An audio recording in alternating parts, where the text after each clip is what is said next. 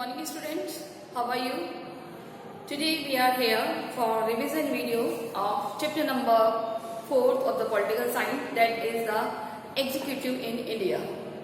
So in this segment we will see what is executive, what is their function and what are the importance of the executive. In different countries what kind of procedures have been given in the segments, that is how do they work according to their system, their governing system, whether they are parliamentary or whether they are presidential system.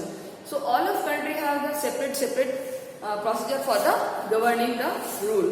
So in this segment we will see about the different kind of executive system in the world. So first of all we will discuss about the organs of the government, everybody, and our today's topic is the executive. Okay, executive. So everybody knows there are three organs of the government: legislative, executive, and the judiciary. Okay. So in this segment we will clear about the portion of executive, because all three organs have the separate work. All the three organs have the separate work according to their responsibility. So we will clear about this portion that is known as the executive. The main function of this, that is the implementation of the law. So in this segment we will see what is the main function, responsibility of the executive, that is to implement the law for the nation. देश के लिए कानूनों का निर्माण, कानूनों को implement करना, लागू करना, ये इसकी सबसे बड़ी रिस्पॉन्सिबिलिटी है. And in this segment with president, PM, ministers and the administration, ये सारे के सारे एग्जीक्यूटिव में आते हैं. यानी प्रेसिडेंट, प्राइम मिनिस्टर्स, मिनिस्टर्स और एडमिनिस्ट्रेटिव डिपार्टमेंट, जिसको हम ब्यूरोक्रेसी भी कहते हैं, जिसको हम सरकारी कर्मचारी भी कहते हैं. All are comes into the executive. यानी ये वो लोग हैं जो काम को पूरा करते हैं, जो काम को इस तरीके से करते हैं कि काम भी हो जाए और किसी तरह की कोई प्रॉब्लम भी ना आए. So on this basis we have two kind of executive, that is political executive, clear, and the permanent executive, clear. So what is the political executive?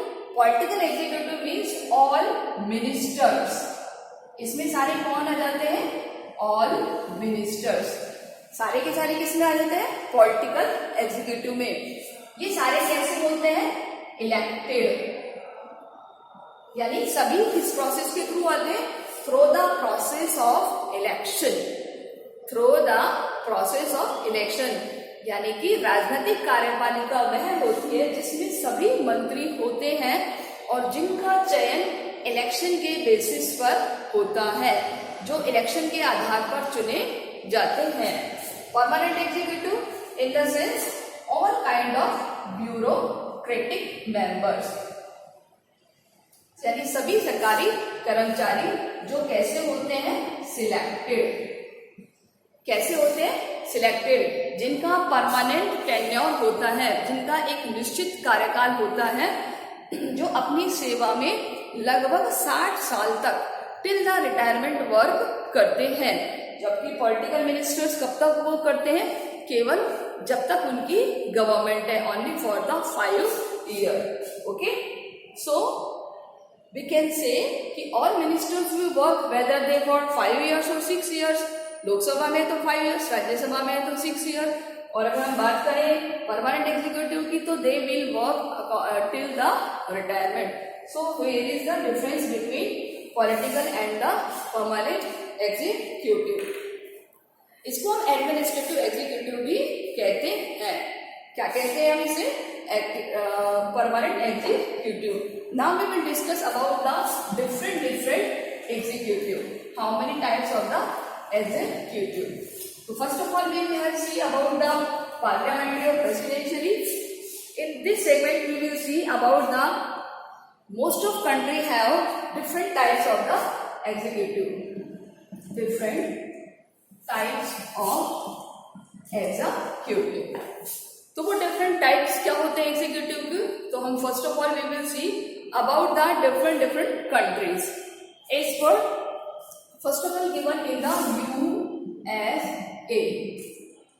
America के बारे में क्या दिया हुआ है हम देखते हैं. अमेरिका के बारे में कि अमेरिका में जो प्रेसिडेंशियल सिस्टम है, कौन सा सिस्टम है? प्रेसिडेंशियल. इसे कहते हैं अध्यक्षात्मक शासन व्यवस्था. कौन सा सिस्टम है? Presidential system. और इस सिस्टम में सारी की सारी पावर किसके हैंड में होती है? प्रेसिडेंट. क्या है ये? हेड ऑफ द गवर्नमेंट और स्टेट. क्लियर? यानी कि हेड ऑफ द गवर्नमेंट भी है और हेड ऑफ द स्टेट भी है. सारी पावर इसके हाथ में होती है. सेकंड कनाडा दिया हुआ है आपकी बुक में, तो वो कनाडा नहीं है, that is Britain. That is Britain. Okay, so what about Britain? That is the parliamentary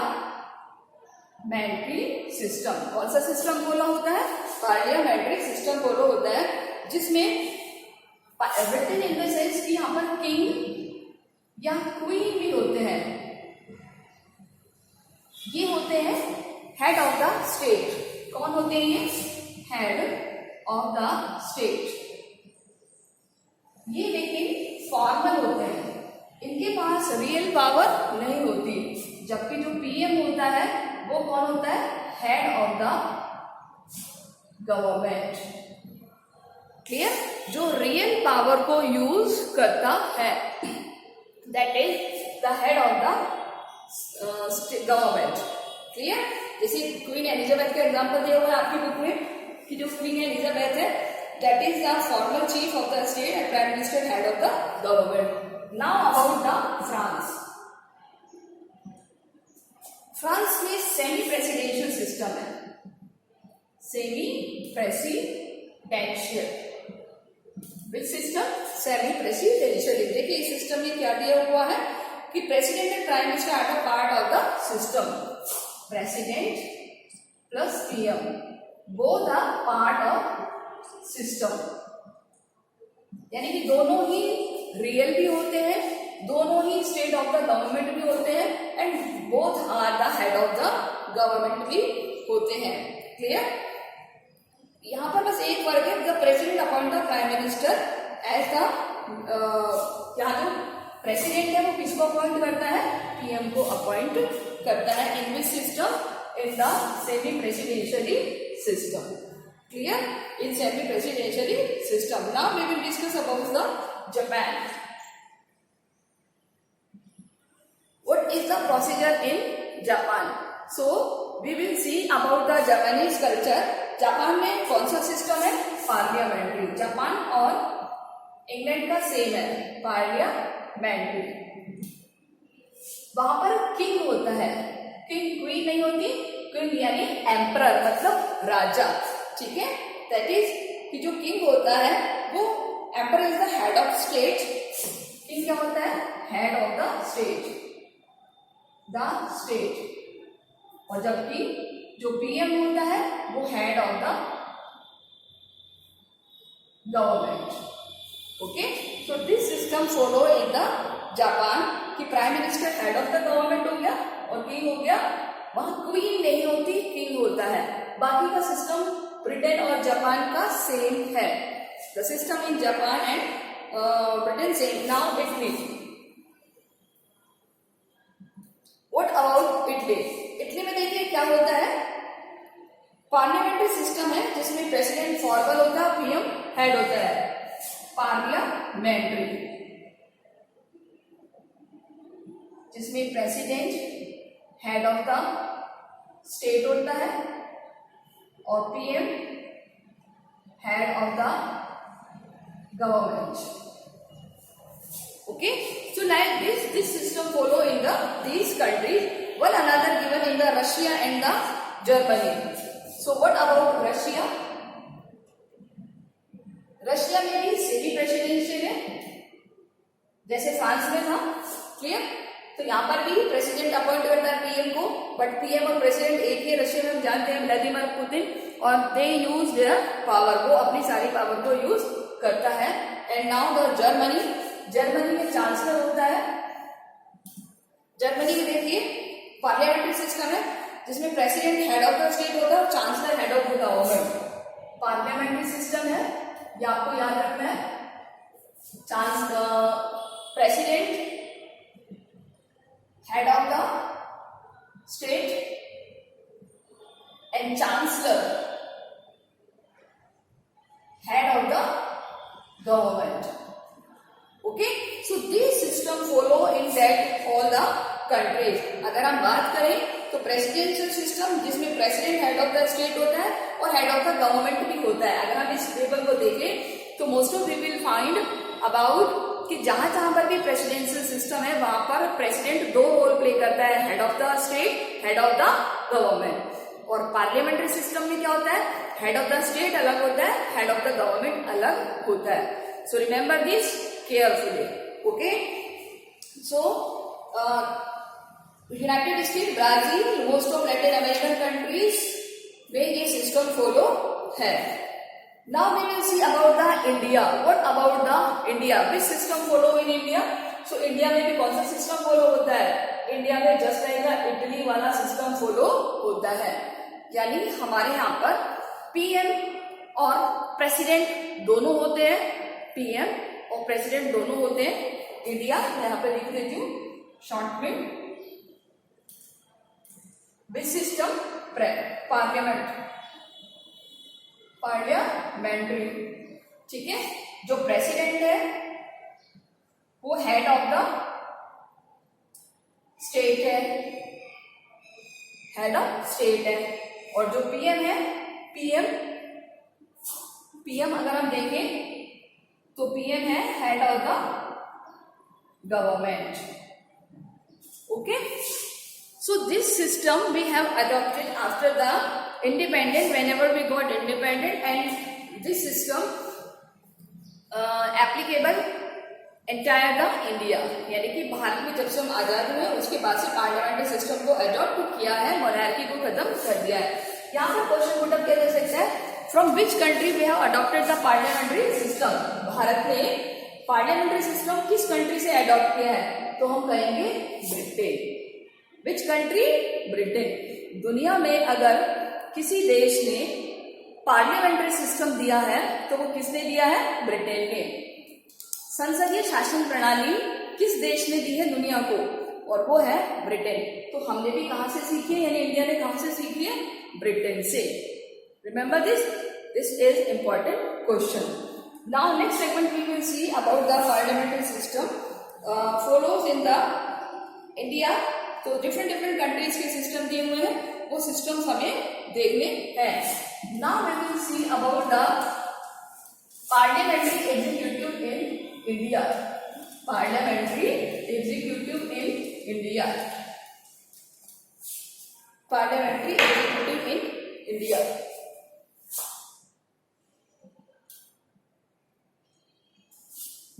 executive in India. Bharat में संसदात्मक शासन प्रणाली को कैसे एग्जीक्यूट किया गया है? फ्रॉम 1919 टू 35 के एक्ट में, एक्ट 1919 टू 1935, 1919 और 1935 के अधिनियम में जो जो भी बातें थी पार्लियामेंट्री की, वो हमने सारी की सारी अडॉप्ट की गई हैं. और यहाँ पर ये सारी एक इफेक्टिव फॉर्म में दी गई है कि किस तरीके से इफेक्टिव फॉर्म है हमारे कंट्री के लिए, और ये सिस्टम फॉलो होगा. क्लियर? तो इंडियन कॉन्स्टिट्यूशन की जो फ्रेमर्स थे वो चाहते थे कि एग्जीक्यूटिव ब्रांच ऐसी हो जो हमारी कंट्री के लिए बहुत अच्छे से वर्क कर सके, और जो कंट्री में मेजॉरिटी वाली सरकार हो वो ही गवर्नमेंट को इलेक्ट करे. सो प्रेसिडेंट जो हेड होता मिनिस्टर और काउंसिल ऑफ मिनिस्टर को इलेक्ट करता है एट द नेशनल लेवल, और गवर्नर और चीफ मिनिस्टर और council of minister in the state level. यानी हमारे यहाँ सेंट्रल लेवल पर क्या है, प्रेसिडेंट और PM plus council of ministers. ठीक है, ये हो गया हेड ऑफ द स्टेट, ये हो गए head of the government. Okay, so this is the central level and what about the state level? Governor, head of the state और CM यानी chief minister plus council of ministers, that is the head of government. Okay, so these are the provision follow in Indian central level and the state level. Clear? So constitution of India executive power हमारे यहाँ पर president में है जो कि formal है। कैसा है? फॉर्मल। फॉर्मल यानी कि नाम मात्र का। तो रियल पावर कौन यूज करता है? PM.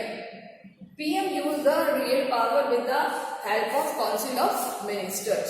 With the help of Council of Ministers. Clear? So in this paragraph we will see about the president elected for the 5 year. कितने years के लिए elect किया जाता है? 5 years के लिए। भारत में जो राष्ट्रपति है वो कितने साल के लिए चुना जाता है? 5 years के लिए।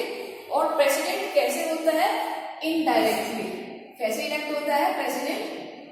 Indirectly. What is indirectly? जिस इलेक्शन में पब्लिक पार्टिसिपेट नहीं करती उसे हम क्या कहते हैं? Indirect election. क्या कहते हैं? Indirect election. और जिसमें पब्लिक पार्टिसिपेट करती है उसे हम क्या कहते हैं? Direct election. तो प्रेसिडेंट के इलेक्शन कैसे होते हैं? इनडायरेक्ट, बिकॉज पब्लिक इसमें पार्टिसिपेट नहीं करती। ये एक तरीका होता है जिसमें एमएलए और एमपी पार्टिसिपेट करते हैं। The procedure of election of president in India. Bharat में राष्ट्रपति का जब चुनाव होता है तो कौन कौन पार्टिसिपेट करता है? यानी कि in India the president of election, तो कौन कौन पार्टिसिपेट करता है? सबसे पहले हम बात करें तो members of Lok Sabha and Rajya Sabha. सारे कैसे मेंबर्स? इलेक्टेड,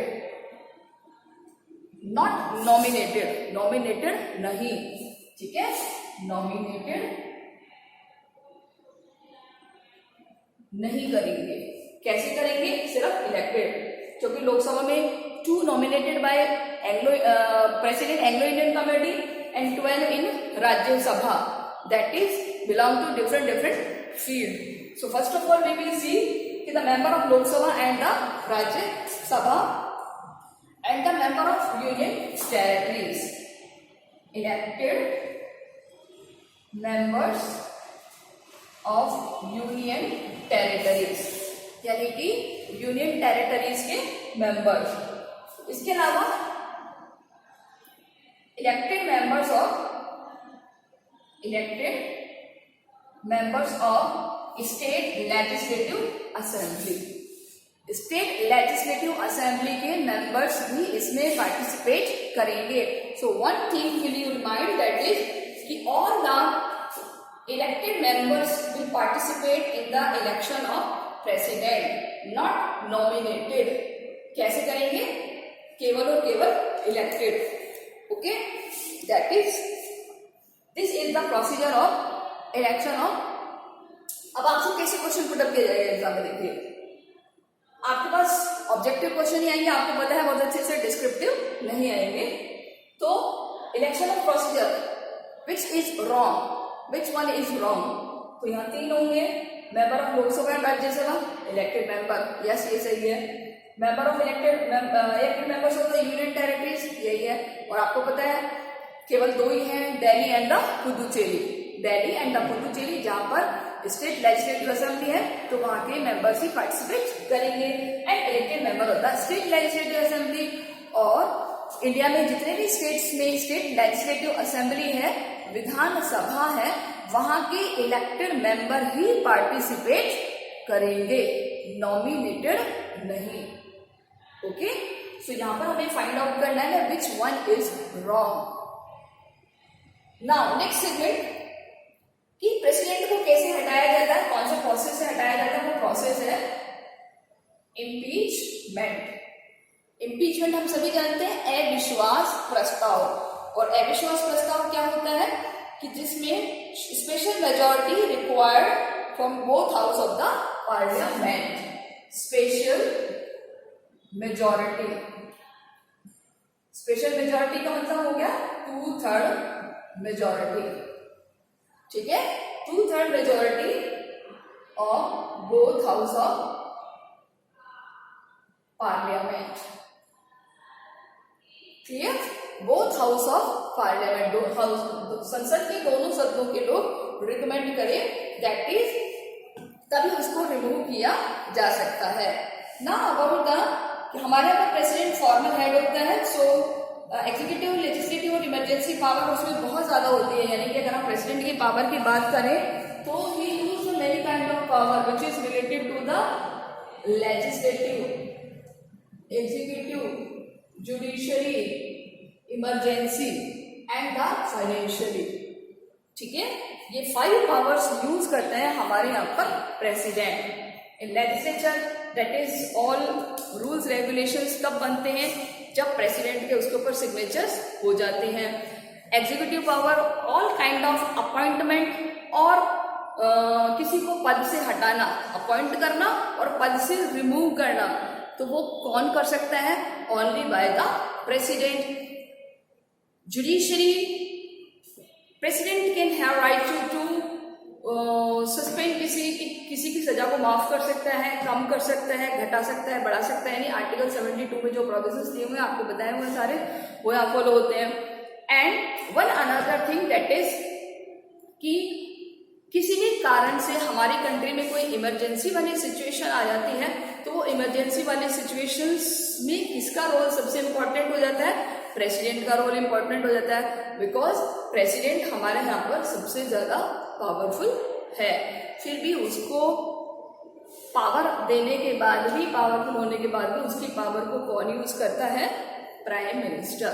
सो हम कह सकते हैं हमारे यहाँ पर president head of the state है लेकिन फॉर्मल है।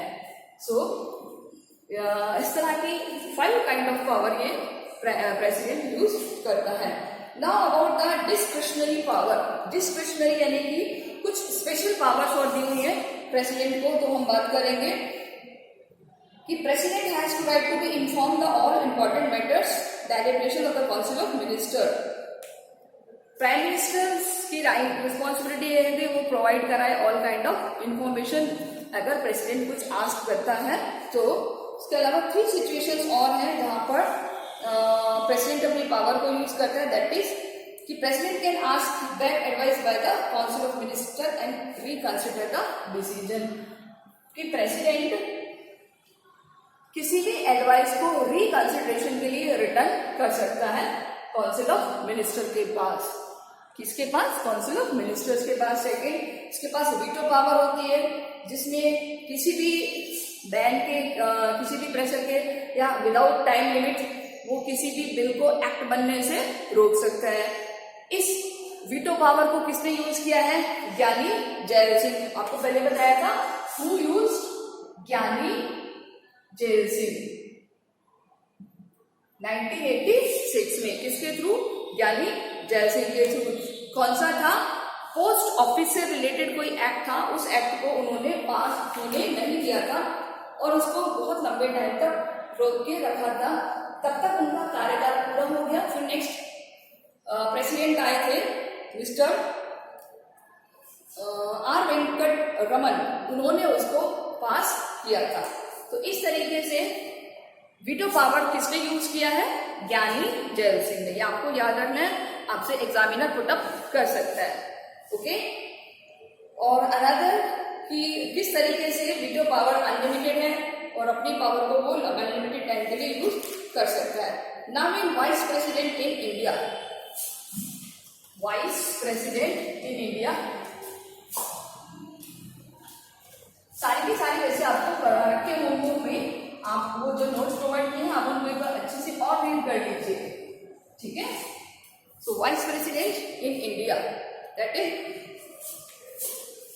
Vice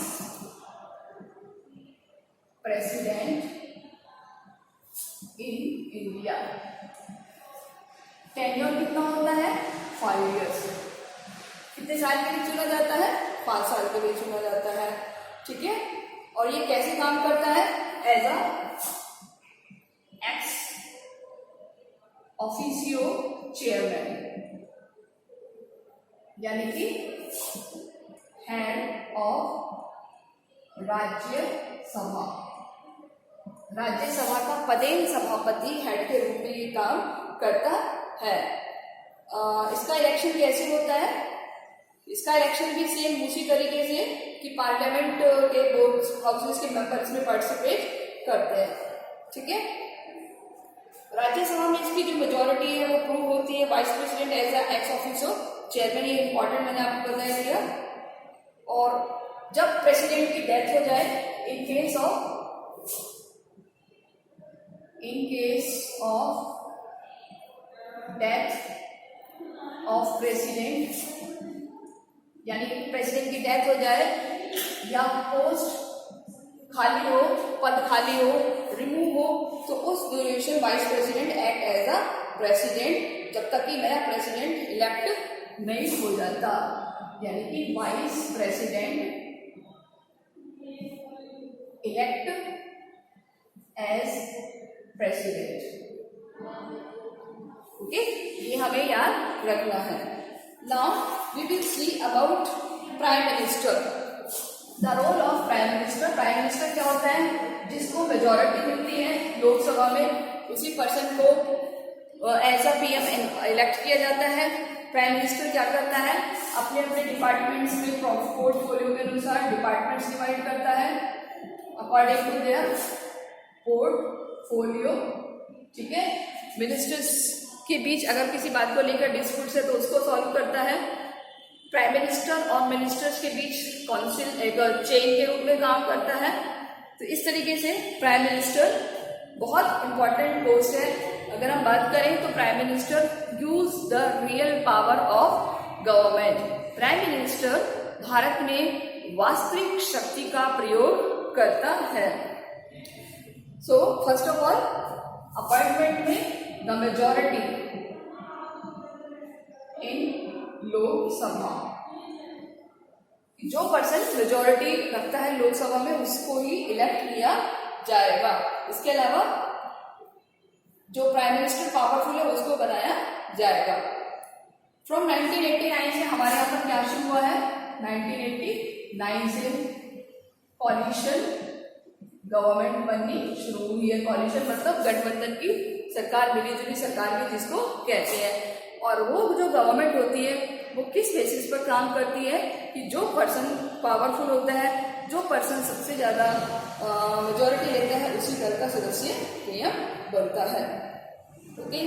so another part is theoretical in this segment we will see about the council of size of the council of ministers, the size of council of minister. एक amendment हुआ है that is the 91st amendment 2003, 91st amendment 2003। इसमें जो लोकसभा में जो मंत्री होंगे, यानी कि काउंसिल ऑफ मिनिस्टर्स, जो कैबिनेट मिनिस्टर्स जो बनाए जाएंगे पीएम के या सीएम के स्टेट में होंगे, वो जो संख्या होगी 15% of the not more than 15% of the total members of the Lok Sabha and state legislative assembly. कितना होगा? 15%। ये याद रखना है हमें, दोनों जगह, स्टेट में भी और लोकसभा में। कितनी ज्यादा नहीं होगी कि never exceed 15% of the total members of minister, that is the house of people, यानी कि लोकसभा और Rajya Sabha. What is the procedure कि अगर कोई मंत्री पार्लियामेंट का मेंबर नहीं है तो क्या करना होगा उसे? 6 मंथ में, हाउ मेनी मंथ्स? 6 मंथ में उसे पार्लियामेंट का मेंबरशिप लेनी पड़ेगी।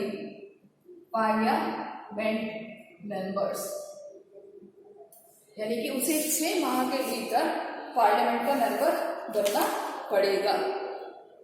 Okay, one another thing that is the collective responsibility. Collective responsibility, देखिए collective responsibility in the sense कि those they have principle of the solidarity of cabinet कि if no confidence motion is declare against the minister leads to the resignation of entire council of minister. यदि किसी एक minister के खिलाफ कोई भी no confidence motion clear होता है तो पूरे के पूरे काउंसिल ऑफ मिनिस्टर को रिजाइन करना पड़ेगा। This is known as the collective responsibility. Okay, next segment we will see about the permanent executive. Permanent executive हम सभी जानते हैं कि through the UPSC exam conduct कराती है, जिसका हेड ऑफिस दिल्ली में है। ठीक है, यूपीएससी का हेड ऑफिस कहां पर? दिल्ली में है, जहां पर जो भी आईएएस, आईपीएस और आईएफएस के एग्जाम्स को कंडक्ट कराया जाता है। और इन एग्जाम्स को करने के बाद जो आईएएस होते हैं उनको एज अ डिस्ट्रिक्ट मजिस्ट्रेट यानी जिला कलेक्टर के रूप में अपॉइंट किया जाता है। इनको कहते हैं हम ब्यूरोक्रेसी। क्या कहते हैं इसे? ब्यूरोक्रेसी यानी नौकरशाह। सो ये सारे के सारे ऑल इंडिया सर्विसेज के मेंबर्स होते हैं। ऑल इंडिया सर्विसेज के मेंबर्स होने के साथ साथ ये बहुत ही प्रोफेशनल्स भी होते हैं जो यूपीएससी के एग्जाम्स के थ्रू पास होकर के आते हैं, यानी यूपीएससी एग्जाम कंडक्ट कराती है एंड आफ्टर दे इलेक्ट। आपके बुक में एक टेबल दी हुई है, that is classification of the services, all India services, central services and the state services. So all these members elected through the exam, यानी in exam के through ही इन candidates का selection किया जाता है। और इस एग्जाम को कंडक्ट कराने वाली बॉडी है UPSC.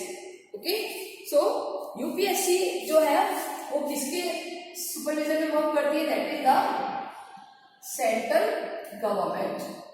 Which government? Central government के सुपरविजन में ये वर्क करती है। आफ्टर वर्क कि ये एग्जाम कंडक्ट कराती है, उनको डिविजन्स या डिपार्टमेंट्स प्रोवाइड कराती है, आईएएस और आईपीएस को अपॉइंट करती है सेंट्रल गवर्नमेंट, और एडमिनिस्ट्रेटिव ऑफिसर्स जो उनको कहीं पर ट्रांसफर करना है, किस पोस्ट पर करना है, कौन सा डिपार्टमेंट देना है, all things done by the which government? Central government. तो सेंट्रल गवर्नमेंट का मैटर हो जाता है ये सारे थिंग्स। सो यहाँ पर आईएएस और आईपीएस वाला सेगमेंट इंपॉर्टेंट है। So take everything that is कि IAS officer and government by the service condition laid by the central government, यानी जो भी सेंट्रल गवर्नमेंट ने कंडीशंस लगाई हैं वो सारी की सारी उसको फॉलो करनी पड़ती हैं।